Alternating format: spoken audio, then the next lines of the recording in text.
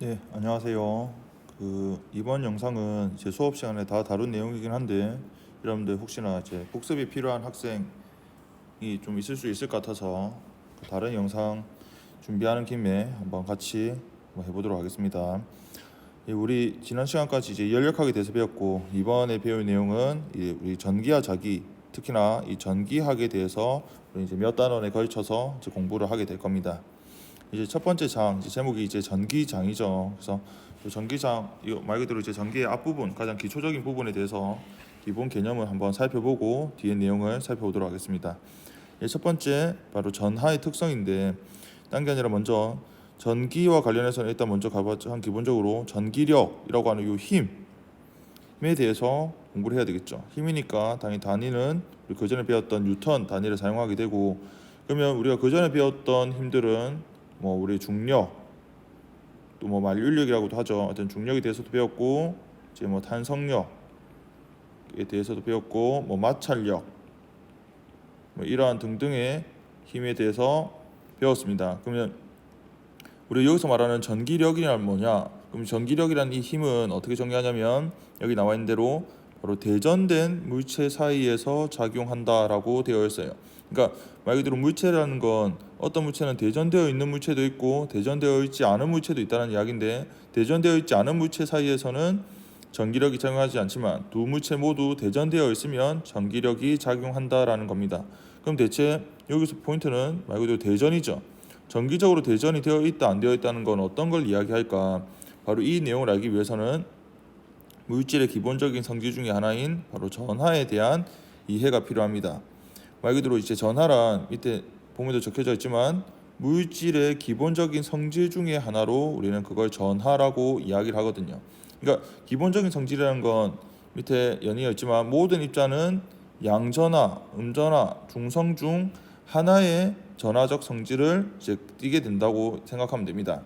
우리 물질의 기본적인 성질에는 그 외에도 대표적인 게 이제 질량이 있죠.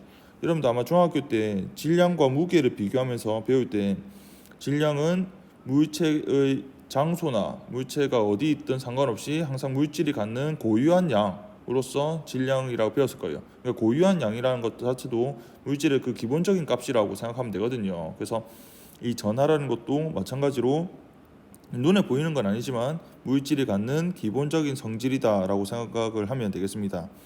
아마 중학교 때 많이 배웠겠지만 그 양전하를 띠는 기본적인, 그러니까 입자 중에서 양전하를 띠는 가장 대표적인 게 바로 양성자가 있죠. 그 다음에 음전하를 띠는 기본 그 입자 중에 대표적인 게 바로 전자가 있습니다. 그리고 입자 중에서 정기적으로 대전되어 있지 않은, 그러니까 중성, 그래서 이제 중성이라는 건 전하를 띠지 않는다라는 의미거든요. 그러니까 전하를 갖지 않는 중성의 대표적인 예시는 이제 중성자가 있죠. 뭐 옆에 나와 있죠. 전자는 음전하라는 마이너스 전하적 성질을 띠고 양성자는 양전하라는 그 전기적 성질을 띈다라고 생각을 하면 됩니다. 그 말은 말 그대로 전자와 양성자는 서로 간에 전기력이라는 힘이 작용한다라는 거죠.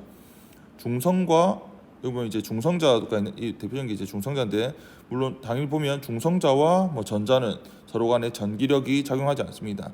전기력이라는 건 조금 전에 말했지만 전기적으로 대전된 물체 사이에서만 작용하는 힘이기 때문에 항상 작용하는 건 아니고 대전되어 있어야 된다는 거예요. 그 다음에 이 전하와 관련된 말 그대로 전하가 물질의 기본적인 성질이니까 전하는 당연히 그 총량을 우리가 전하량이라고 하는데 그 전하량은 보존될 수밖에 없습니다. 그러니까 전하량은 고립계에서 항상 보존되죠. 그 말은 어떤 전하라는 그런 것들은 새롭게 없던 게 새롭게 만들어지거나 있던 게 없어지는 게 아니라 말 그대로 이제 물체 간에 A 물체에서 B 물체로 이렇게 전하가 이동할 수 있어요. 말 그대로 전자가 이동했다. 예를 들어 보셨겠죠. 뭐 A 물체가 있고 B 물체가 있는데 A 물체에서 B 물체로 전자가 이동한다. 근데 전자는 기본적인 성질 중에 하나가 바로 마이너스 전하라는 음전하라는 성질을 띠거든요. 그러면 B 물체 같은 경우는 본래는 처음에는 중성이었다고 해도 전자가 더 얻었으니까 전체적으로는 마이너스 성질을 띠게 될 수 있다는 겁니다. 그러니까 이걸 우리가 대전된다라고 이야기를 하죠. 말 그대로 또 A는 본래는 처음에 중성이었다고 해도 전자가 나갔으니까 상대적으로 이제 플러스로 대전된다. 플러스 성질을 띠게 된다. 그러면 이때는 A, B는 서로 간에 전기력이라는 힘으로 서로 간에 상호작용을 할 수 있는 거죠. 그 다음에 이제 그 전하의 성질 중에 전하는 바로 양자화되어 있어요. 이 양자화되어 있다. 우리 예전에 연력학할 때도 잠깐 이야기했는데 양자화되어 있다는 건 쉽게 생각하면 바로 불연속적인 값을 갖는다. 이 값을 갖는다라고 생각을 하면 쉽게 이해할 수 있다 그랬죠. 가장 대표적인 예시로 우리 계단의 예를 든다고 이야기했었습니다. 계단이라고 하면 뭐 계단 높이가 뭐 1m라고 뭐 계단 같지는 않지만 1m라고 하면 우리가 사람이 있을 수 있는 높이, 계단 위에 있을 수 있는 높이는 0, 1m, 2m, 3m 높이는 있을 수 있지만 2.6m 이런 곳에는 우리가 계단 위에 서 있을 수 없잖아요. 계단 자체의 높이가 불연속적으로 있으니까. 그러니까 전하량이라는 이 전하도 이런 불연속적인 값만 가질 수 있다라는 거예요. 즉 모든 전하는 기본 전하량이란 값이 있는데 그 기본 전하량의 정수배로서만 존재할 수 있다. 기본 전하량이 2니까 그 값에 플러스 마이너스 자연수니까 정수배죠. 그래서 이 값만 가질 수 있으니까 우리는 이걸 Q를 양자화되어 있다라고 말할 수 있다는 거예요. 뭐 예를 들면 어떤 전하량 Q1은 12 가능하죠. 뭐 또는 뭐 마이너스 72 이거 가능합니다. 뭐 근데 12.3 42 좀 이상한데 여튼 뭐 예를 들어 뭐 12.42 이런 건 불가능하다는 거예요. 왜 정수배만 가능하니까. 그러니까 이게 기본 전하량 2라는 값 자체가 말 그대로 그 어떤 입자가 가질 수 있는 전하량 중에서도 가장 작은 값이라고 생각할 수 있다는 거죠. 가장 작은 값이 0에서 뭐 아주 정말 뭐 이런 실수의 아주 작은 모든 값을 다 가질 수 있는 게 아니라 기본 전하량이란 값이 딱 정해져 있다 보니까 모든 대전되어 있는 물체는 이 기본 전하량의 정수배로서만 전하값을 가질 수 있다는 겁니다.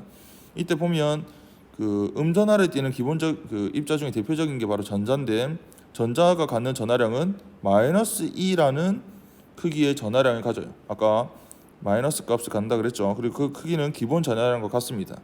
그리고 양전자는 양성자는 플러스 2라는 전하량을 가져요. 그러니까 부호는 플러스고 크기는 또 기본 전하량이죠. 그리고 중성자는 전하를 띠지 않습니다. 여기 전자와 양성자를 비교해보면 참 이게 신기한데 전하의 부호가 완전히 반대니까 물질의 기본적 성질이 완전히 반대다라고 생각할 수 있는데 그 전하량의 크기는 기본 전하량으로 완전히 똑같아요. 그 말은 어떤 뭐 물질 이렇게 했을 때 그 물질을 구성하고 있는 양성자의 수와 전자의 수가 같다라고 하면 얘는 정기적으로 대전되어 있지 않은 중성이라고 말할 수 있죠. 왜냐하면 양성자와 전자 한 개당 갖는 전하량의 크기가 똑같으니까 부호는 반대고 그 개수가 완전히 똑같다고 하면 그 물질은 정기적으로 대전되지 않은 완전한 중성 상태다라고 말을 할 수 있습니다. 그리고 여기서 이제 기본 전하량 이 값은 이건 여러분들 워낙에 좀 유명한 중요한 그 상수라서 좀 암기를 할 필요가 있어요. E는 기본 전하량은 영어로 E로 쓰죠. E는 1.6 곱하기 10의 마이너스 19승 쿨롱이라 씁니다. 요 뒤에 있는 요거 소점까지는 사실 외우라고 하진 않는데 1.6까지 외워줘야 돼요. 1.6 곱하기 10의 마이너스 19승 쿨롱. 여기 보면 이제 쿨롱이라는 게 나오는데 사람 이름이죠. 이 쿨롱은 그 여기서 이제 전하량의 그 전하 기본적인 성질이라고 했던 아까 이 전하 있죠. 이 전하의 단위는 대문자 C라 쓰고 읽을 때는 쿨롬이라고 옛날처럼 되어 있기도 한데 어떤 요즘에 보면 그냥 쿨롱이라고 있습니다. 일단 쿨롱이라 하고 대문자 C라 씁니다. 그래서 뭐 예를 들어서 그 기호는 좀 구분해야 되겠죠. 기호는 스몰 q 또는 라지 q를 기호로 쓰거든요. 그래서 뭐 예를 들어서 이렇게 쓰는 거죠. 어떤 전하 첫 번째 전하량은 1 곱하기 10의 마이너스 6 쿨롱 값을 갖는다. 뭐 또는 뭐 이번 입자의 전하량은 마이너스 3 곱하기 10의 마이너스 3승 쿨롱을 갖는다. 뭐 이런 식으로 쓸 수 있다는 겁니다. 그리고 1쿨롱은 약 6.24 곱하기 10의 18승계의 전자나 양성자에 해당한다라고 이야기하는데 이게 어디서 나온 거냐면 그 여러분들 전류를 공부할 때 중학교 때 전류의 단위는 암페어를 쓰죠. 근데 1암페어의 단위는 크기를 어떻게 정의하냐면 1초라는 시간 동안 1쿨롱의 전하에 해당되는 전하량이 단위 면적을 통과할 때, 그 특정 면적을 1초 동안 L자 전하량이 이렇게 이동할 때 우리는 그걸 1A에 해당되는 전류가 흐른다라고 표현하는데, 이때 요 1쿨롱, 근데 좀 전에 전자 하나는 1.6 곱하기 10의 마이너스 19승 쿨롱을 갖는다 그랬으니까 1쿨롱에 해당되는 전자 개수는 조금 전에 말했던 1.6 곱하기 10의 마이너스 19승 쿨롱의 역수, 이 값을 계산해 보면 대략 6.24 곱하기 10의 18승계 정도 나옵니다. 그러니까 10의 18승계면 1 다음에 동그라미 18개라서 사실 저도 이게 제 머릿속으로 인지할 수 없을 정도 아주 많은 개수 정도로만 이제 이해를 하는데, 그 정도로 아주 많은 개수의 전자가 1초라는 짧은 시간 동안, 상대적으로 좀 짧긴 하죠 1초는, 어떤 그 시간 동안 이동하는 그 면적을 통과하게 되면 우리는 1A라고 이야기를 합니다. 그래서 여러분들 그 전류 전자 회로, 나중에 전기 회로를 구성도 한번 해볼 텐데, 전기 회로에서 1A는 상당히 큰 이제 전류라고 생각을 할 수도 있어요. 뭐 비유를 하자면 우리 신체에는 그 대략 한 0.5A, 그러니까 500mA 정도만 흘러도 바로 이제 그 자리에서 이제 사망한다라고 이야기를 하거든요. 그래서 1A라는 전류는 매우 큰 전류다라고 생각을 하면 좋겠습니다. 그리고 조금 이제 이 숫자에 대한 그 좀 감각을 좀 키우기 위해서 구리 세제곱 센티미터, 그러니까 아주 구리만 실제로 이 정도 될까요? 좀 작죠? 이런 이 구리 조각에 들어있는 자유전자수가 약 10의 23승계. 10의 23승계는 사실 10의 18승계나 워낙 숫자가 워낙 크긴 한데, 좀 전에 말했던 1쿨롱에 해당되는 그 전자수보다도 훨씬 더 많은 거죠. 근데 심지어 이건 자유전자수예요. 구리가 가지고 있는 총 전자수가 아니라 구리 안에서 자유롭게 이동할 수 있다고 하는 그 자유전자수만 해도 10의 23승계 정도 된다라고 이야기를 하고, 밑에 이제 마찰시켜서 대전시키는 실험에 대해서 볼 텐데, 마찰 대전 실험에서 실제로 대전되는 정도는 10의 마이너스 6승 쿨롱 정도 된다고 합니다. 이것도 물론 정도에 따라 실험의 조건에 따라 좀 달라지겠죠. 근데 어쨌든 1쿨롱에 비해서는 100만 분의 1 쿨롱이니까 1쿨롱에 비해서는 매우 작은 정도만큼 이렇게 R자적으로 대전된다라고 이해하면 되겠습니다. 그 밑에 마찰 대전 실험에 대해서 한번 살펴보도록 합시다. 요 사항을 볼 때는 그 여러분들이 전기력에 대한 기본적인 개념이 없다라고 생각하고 이 실험을 관측해 보면 되게 흥미로운 부분이 있거든요. 준비물이 뭐냐면 바로 여기 명주천, 그리고 고무 막대와 유리 막대입니다. 그리고 이거 이제 서로 이제 문지르게 되는데, 어떻게 문지르냐면 명주천과 고무 막대를 문지르기도 하고, 그다음에 명주천과 유리 막대를 이렇게 문지르는 거예요. 문지른다는 게 물리적으로 접촉시켜서 비빈다, 마찰시킨다고 생각하면 되죠. 이게 문지르고 난 다음에 이제 두 막대를 이렇게 가까이 접근시키는 건데, 왼쪽 상황을 보면 고무 막대와 유리 막대를 가까이 접근시켰더니 서로 간에 인력, 그러니까 잡아당기는 힘이 작용해서 서로 간에 이렇게 접근하더라는 거예요. 그 전에 명주천에 각각 이렇게 문지르지 않았을 때는 가까이 돼도 별 변화가 없었었는데, 문지르고 난 다음에 가까이 됐더니 서로 간에 인력이 작용한다. 그러니까 마찰시키기 전과 다르게 마찰시키고 나면 고무와 유리가 갖는 뭔가 이제 특성이 달라진다는 거죠. 빈칸은 서로에게 인력이 작용합니다. 근데 또 신기한 게 이번에 뭐냐면, 같은 고무 막대끼리 가까이 됐더니 이번에 서로 멀어지더라는 거예요. 또는 같은 유리 막대끼리 또 가까이 접근하니까 서로에게 청력이 작용합니다. 뭔가가 어떨 때는 인력, 어떻게 청력이니까 인력과 청력의 힘의 방향이 반대죠. 그러니까 뭔가가 이제 서로 다른데 이걸 우리가 어떻게 설명할 수 있을까? 이걸 우리는 어떤 식으로 지금 결론 지어서 이야기하냐면, 마찰시킨 고무 막대와 유리 막대는 서로 다른 어떤 성질을 갖는다. 그 성질을 우리가 전하라고 이야기한다는 거예요. 물질을 갖는 기본적인 성질인 전하가 종류가 두 가지가 있게 되고, 그 전하의 종류에 따라서 서로 간에 밀쳐내거나 당기기도 한다.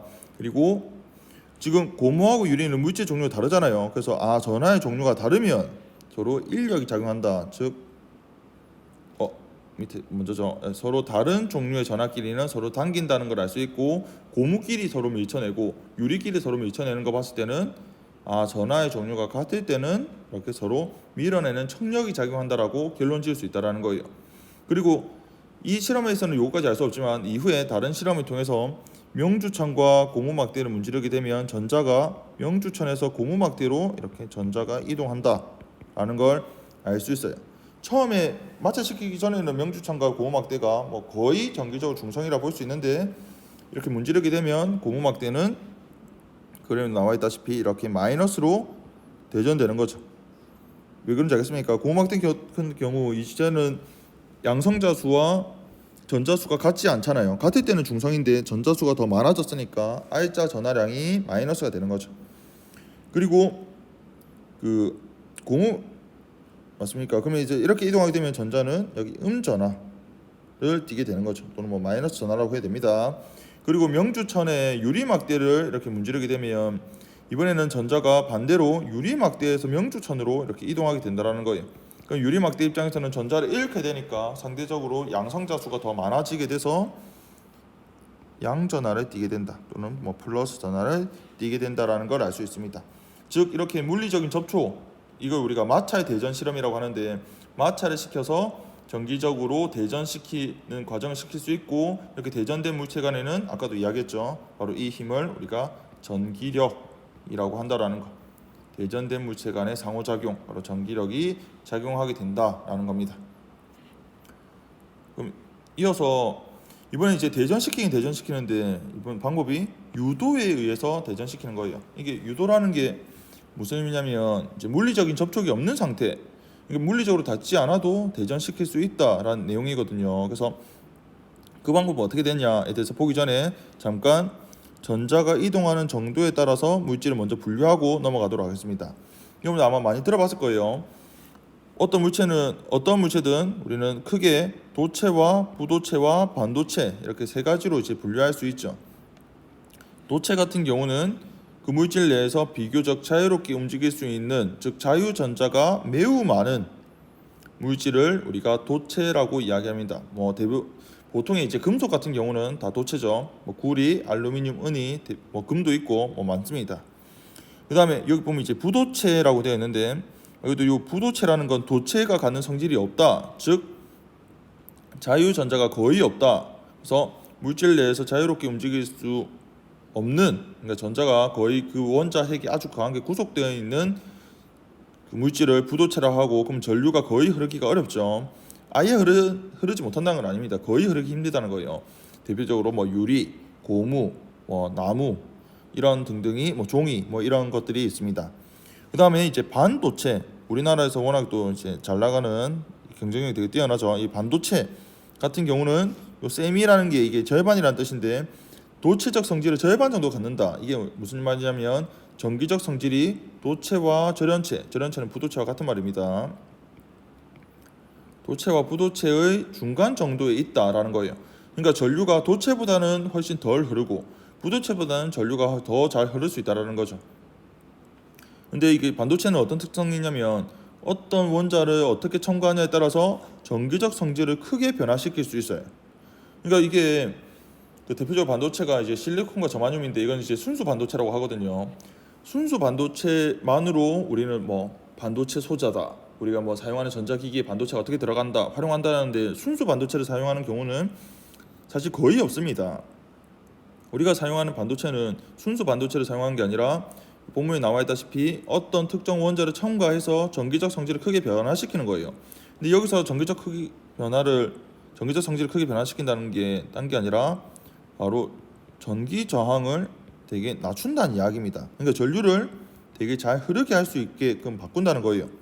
근데 여기까지만 생각해 보면 이미 도체 같은 경우는 자유전자가 워낙 많아서 전류가 매우 잘 흐르거든요. 근데 굳이 전류가 잘 흐르지 않던 반도체, 상대적으로 잘 흐르지 않는 반도체에다가 굳이 이렇게 원자를 첨가해서 전류를 높일 필요가 있나라고 생각을 할 수 있는데, 여기서 포인트는 뭐냐면 반도체는 전기 저항을 낮추는 정도를 우리가 원하는 만큼 낮출 수 있다는 겁니다. 그러니까 도체의 대표적인 구리나 알루미늄, 은 이런 것들은 전류가 워낙 잘 흐르기 때문에 그 전기 저항이 엄청 낮아요. 근데 우리가 전기 저항이 매우 낮은 것도 물론 필요할 때가 있지만 전기 저항이 특정 값, 우리가 원하는 값이 필요할 때가 있거든요. 이제 공학적으로 회로를 구성하다 보면. 근데 반도체는 처음에는 물론 그 전기 저항이 그렇게나 크지만 전기 저항을 우리가 원하는 만큼 낮출 수 있기 때문에 공학적으로 우리가 필요한 전기 저항을 만들기가 되게 용이합니다. 그래서 반도체가 워낙 많이 필요하다라는 거, 이러한 거 뭐 상식적으로도 알고 있어도 뒤에 또 공부할 때 도움이 되겠죠. 그 다음에 여러분, 이 전자가 이동하는 정도에 따른 물질 분류에서 혹시나 오해를 하는 경우가 있던데, 도체나 부도체, 반도체 예시를 보면 뭐 구리, 알루미늄, 은, 뭐 유리, 고무, 뭐 실리콘 이런 것들이 다 고체예요. 그래서 자기도 모르게 이건 고체만 이렇게 분류가 되나라고 생각을 할 수 있는데 실제로 그렇지 않습니다. 여기 보면 물질이죠. 고체 분류가 아니잖아. 물질이라는 건 물질의 상태인 고체나 액체나 기체나 모두 이제 포함한다는 이야기. 사실 고체뿐만 아니라 액체나 기체도 다 전기적 성질이 다 다를 수 있잖아요. 그래서 뭐 예를 들어서 뭐 액체 중에서 이제 금속 있잖아요. 수은, 상온에서 수은은 액체죠. 이 수은도 액체긴 하지만 여기 도체에 포함됩니다. 그 다음에 기체는 뭐 대표적으로 뭐 공기 같은 경우는 대표적인 부도체죠. 공기. 기체인데 그것도 부도체예요. 공기가 부도체인 예시는, 공기는 전류가 거의 안 흐릅니다. 그래서 여러분들 회로 구성할 때 끊어져 있으면 전류가 안 흐르죠. 회로가 이제 작동하지 않는 건 그 사이에 있는 공기가 매우 전기 저항이 큰 부도체이기 때문에. 물론 이제 아까 앞 서두에도 말했지만 이제 부도체라고 해서 전류가 아예 안 흐르는 건 아닙니다. 예를 들어 뭐 대표적으로 공기에서 전류가 흐르는 건 이제 자연 현상 중에서 이제 번개가 있죠. 그러니까 전위차가 매우 크면 이제 그 부도체에서도 전류가 흐를 수 있죠. 그렇다는 거. 밑에 이어서 이 본래 제목이었던 유도 과정을 통해서, 즉 물리적인 접촉을 하지 않고도 어떤 물체를 대전시키는 방법에 대해서 한번 살펴보도록 합시다. 그림 A를 보면 이제 중성이에요. 중성이라는 건 전기적 성질이 띄지 않는다, 대전되어 있지 않다라는 이야기죠. 즉 중성이라는 건 동일한 수의 양전하와 음전하, 즉 여기서는 이제 양성자를 말하고 음전하는 전자를 이야기합니다. 즉 전자수와 양성자의 수가 같다라는 거예요. 모형상에서도 일부러 같게 좀 그려놨죠. 그래서 대전되어 있지 않은 상태인데, 그림 B 두 번째 단계를 보면 마이너스로 대전된 물체를 가까이 됐어. 이게 지금 접촉한 건 아닙니다. 지금 접촉은 아니에요. 가까이 됐는데 얘는 지금 어떻게 되냐면, 지금 특히나 이건 지금 도체거든요. 도체는 아까 특징이 자유전자 수가 되게 많다 그랬죠. 그래서 자유전자는 그 물질 내에서 이동이 워낙 자유롭기 때문에 마이너스로 대전된 물체를 가까이 접근시키게 되면 이 물질 내에 있던 이런 자유전자가 마이너스니까 서로 간에 청력이 작용한다 그랬죠. 청력이 작용해서 오른쪽으로 이동하게 됩니다. 그래서 이게 전자가 재분포되는데 이 시간이 대략 한 10의 마이너스 10승초 이내라고 이야기해요. 뭐 순식간이죠. 마이너스로 대전체를 가까이 되자마자 이렇게 재분포를 하게 된다. 이 재분포하게 되면 상대적으로 구의 왼쪽 부분과 구의 오른쪽 부분이 대전된다라고 말할 수 있습니다. 물론 이때 전체적으로는 대전된 건 아니에요. 전체적으로는 이제 전기적으로 중성이가 맞지만 구의 위치에 따라서, 즉 왼쪽 부분은 플러스로 대전되고 구의 오른쪽 부분, 즉 대전시키는 이 물체, 그러니까 왼쪽 물체와 먼 쪽 부분은 마이너스로 상대적으로 대전될 수 있다, 대전되게 되는 거죠. 이걸 이야기합니다. 그리고 밑에 빈칸도 채우면서 이야기합시다. 첫 번째 A 단계를 보면 모형으로 나타낸 전자는 도체 내의, 사실 모든 전자가 아니라 자유전자를 의미해요. 그 자유전자를 의미하는 이유가 보면 두 번째 그림을 보면 이렇게 실제로 이동하잖아요. 모든 전자는 실제로 다 이동할 수 있는 게 아니거든요. 우리가 원자를 구성해서 예를 들어서 구리를 예를 들어 볼까요? 구리는 원자핵이 있고 전자가 첫 번째 껍질에 있는 전자, 두 번째 껍질에 있는 전자, 세 번째 이렇게 이제 껍질이 있는데, 이 껍질 중에서도 제일 바깥쪽에 있는 껍질 있죠. 제일 바깥쪽에 있는 껍질에 있는 전자의 일부가 바로 자유전자, 프리 일렉트로닉이라고 하는데 자유전자가 될 수 있습니다. 왜냐하면 이 안쪽에 있는 전자들은 상대적으로 중심에 있는 원자핵과 거리가 가까워서 뒤에도 배웠지만 거리가 가까울수록 인력이 크거든요. 그래서 되게 강하게 구속되어 있어요. 근데 제일 바깥쪽에 있는 전자는 거리가 어쨌든 제일 머니까 상대적으로 인력이 제일 작고, 그다음에 중간에 마이너스가 있으니까 중간에 있는 전자로부터 또 멀어지는, 그러니까 청력이 작용하는 거죠. 밀어내는 힘이 작용하기 때문에 상대적으로 좀 쉽게 탈출할 수 있습니다. 그래서 보면 자유전자는 원자과 외곽 전자 중에 일부가 자유전자가 될 수 있다. 즉 두 번째 B 그림 보면 마이너스로 대전된 물체를 가까이 됐을 때 멀어지는 전자, 실제로 이렇게 이동할 수 있는 전자는 자유전자고, 실제로 대부분의 전자는 여기에 원자에게 이렇게 구속되어 있어요. 근데 우리가 그림상 나타내지 않는 거죠. 이해됩니까? 그러다 보면 이 모형에서 혹시나 여러분들이 이제 오개념을 가질 수 있는 부분이 좀 생길 수 있는데, 딴 게 아니라 이 그림에 의해서 아까 중성의 구는 동일한 수의 양성자와 전자를 갖는다 그랬잖아요. 근데 이때 동일한 수라는 건 모든 전자를 의미하는 거거든요. 동일한 수를 가지려면 모든 전자의 수와, 그렇죠, 양성자의 수가 같을 때 우리는 정기적으로 중성이라 말할 수 있어요. 그러니까 지금 이 그림 AB는 사실 어느 한쪽을 좀 고쳐야 사실 좀 정확하게 이제 표현할 수 있거든요. 지금 그림 A에서 그림 B로 넘어갈 때 전자가 이렇게 다 이동하는 거 봤을 때는 자유전자를 그린 것 같은데, 만약에 그림 A가 진짜 자유전자만 그린 거라고 이야기할 것 같으면 여기 있는 양성자 수를 훨씬 더 많이 그려줘야 돼요. 실제로 모든 전자는 다 자유전자가 다 되는 게 아니라 모든 전자 중에서도 일부만, 그렇게 일부만 자유전자가 되는 거니까 여기에는 원래는 이렇게 마이너스 이 전자를 만약 자유전자를 그릴 것 같으면 진짜 여기는 원래 양성자의 수를 더 많이 그려주는 게 맞아. 근데 우리가 이제 이렇게 그려놓으면 어떻게 생각하겠어요? 여러분들 이제 모형을 봤을 때 플러스 더 많으니까 얘는 지금 플러스로 대전된 걸 나타내는구나 라고 생각을 하기 쉽기 때문에 많은 책에서 중성이라고 하면 이렇게 그려놓습니다. 이게 이제 모형으로 나타내는 약간 한 이제 한계, 약간 이제 단점이 되는 건데, 여러분들 그런 거 이제 캐치를 해서 이해를 하고 넘어가야 되겠습니다. 그 다음에 두 번째 보면, 그렇죠, 구의 왼쪽은 플러스로 대전되는 거죠. 근데 여기서 조심해야 되는 건 플러스로 대전된다라는 게 오른쪽에 있던 플러스가 왼쪽으로 이동해서 대전되는 건 아니라는 거예요. 요 보면 A하고 B, C, D, E 모든 과정이 마찬가지인데 어느 과정에서도 플러스로 대전된 양성자는 이동하지 않습니다. 양전하는 이동하지 않는다. 이동은 단지 전자만 가능합니다. 물론 이 전자 중에서도 자유전자만 가능하죠. 원자핵은 고체, 특히 이건 지금 그림에서 이제 고체로 보이는데, 고체 같은 경우는 원자핵이 아주 강하게 구속되어 있기 때문에 원자핵은 이동하지 않는다라고 생각하면, 원자 자체도 이동을 안 하죠. 원자를 구성하고 있는 전자의 일부가 이동하는 겁니다. 세 번째 C 단계를 보면 이제 접지를 하는 거죠. 접지라고 하면 딴 게 아니라 전자를 충분히 받을 수도 있고 공급할 수도 있는, 그러니까 지구의 지면에 갖다 대는 건데, 지면에 갖다 대면 지구는 아주 충분히 전자를 흡수하거나 공급할 수도 있고 받아들일 수도 있는 곳이라고 생각하면 되거든요. 그러니까 지금 이거 어떻게 이해하면 되냐면, B 단계를 보면 마이너스로 대전시킨 요 마이너스 대전체가 가까이 접근함에 따라서 오른쪽으로 전자가 이동했어요. 근데 오른쪽에 전자가 이동한 얘들도 사실 더 오른쪽으로 가고 싶지만 더 이상 갈 수가 없어서 오른쪽에 모여 있는 상황이죠. 근데 여기 이제 이동할 수 있는 길이 열렸다고 생각하면 됩니다. 막 문을 열어서 저 바깥으로 나가고 싶었는데 문이 잠겨 있어서 못 나가고 있다가 문이 열렸다고 생각하면 돼요. 그러면 전자는 이렇게 지구로 이동하게 되는 거죠.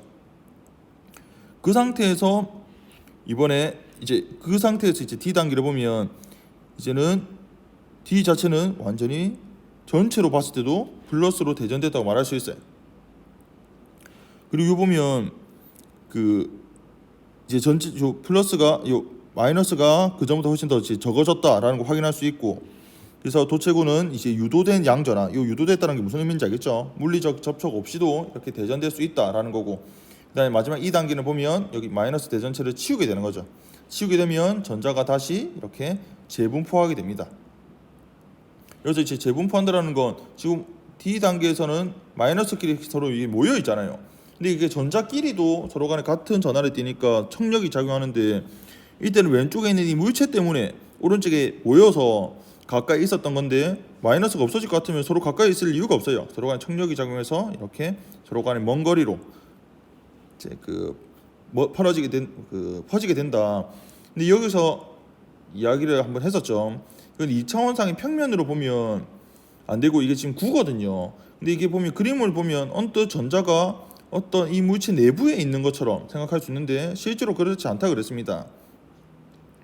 실제로는 구의 형태가 되고, 예를 들어서 이 구에 마이너스로 그러니까 전자들이 이렇게 뭐 추가로 계속 들어온다, 계속 뭐 전자가 들어온다고 하면 전자끼리는 전자 두 개가 있다고 하면 가장 먼 상태로 이렇게 분포가 되겠죠. 서로 간에 청력이 작용하는데 자유롭게 이동이 가능하니까 이렇게 내부에 두 개가 이렇게 있을 이유가 없다는 거예요. 그리고 세 개가 있다고 하면 뭐 네 개가 있다고 하면 이런 식으로, 그러니까 서로 간에 가장 먼 부분으로 작용하기 때문에 표면에만 분포할 수밖에 없다라는 거. 이것과 관련된 자세한 내용은 다음에 또 다른 장에서 배우게 될 겁니다. 그래서 마지막 이를 보면 유도에 의해서 도체를 대전시킬 때는 대전된 막대와 접촉할 필요가 없다. 접촉시키지 않고도 유도시킬 수 있다라는 거죠. 요 밑에 걸 보면 이제 그 유도 과정을 통한 이제 절연체인데, 이 절연체는 아까 같은 말로 부도체라 그랬죠. 부도체는 그게 없다 그랬습니다. 그 자유전자가 거의 없어요. 그래서 아까와 다르게 전자가 직접 이동할 수가 없어. 근데 이것도 대전될 수 있습니다. 보면 이제 벽인데, 벽은 뭐 일반적인 보통 벽은 이제 그 부도체로 구성되어 있죠. 뭐 시멘트 같은 거. 그래서 보통의 중성 분자는 기본적인 상태는 양전하의 중심과 음전하의 중심이 일치합니다. 여러분들 그림을 그릴 때도 중심의 양전하를 그리고 전자는 바깥쪽에 이렇게 고르게 분포하는 걸로 우리는 전자를 이렇게 나타내요. 즉 위, 아래, 뭐 오른쪽, 왼쪽, 뭐 앞뒤 전부 다 고르게 분포한다. 근데 왼쪽에 있는 그림처럼 대전된 풍선, 이번엔 플러스로 대전된 걸 좀 그림을 이제 가져와 봤는데, 플러스로 대전된 물질을 가까이 접근하면 지금 마치 이게 접촉처럼 보이지만 이 접촉해도 어차피 풍선도 부도체고 벽도 부도체이기 때문에 전자 이동이 거의 없어요. 그래서 접촉시켜도 별 변화는 없습니다. 여튼 접촉시키지 않고 아주 가까이 됐다, 플러스로 가까이 된 걸 가까이 되면 벽 같은 경우 본래는 가운데 플러스, 전자는 위아래 뭐 왼쪽 오른쪽 다 균일하게 분포를 했는데 이 부도체의 각 분자 내의 전자의 위치가 약간 재배치된다는 거예요. 여기서 재배치된다는 게 오해하면 안 되는 게, 도체처럼 전자의 이동이 병진 운동처럼 위치가 완전히 바뀐다는 게 아니라 상대적인 위치가 사실 바뀐다는 겁니다.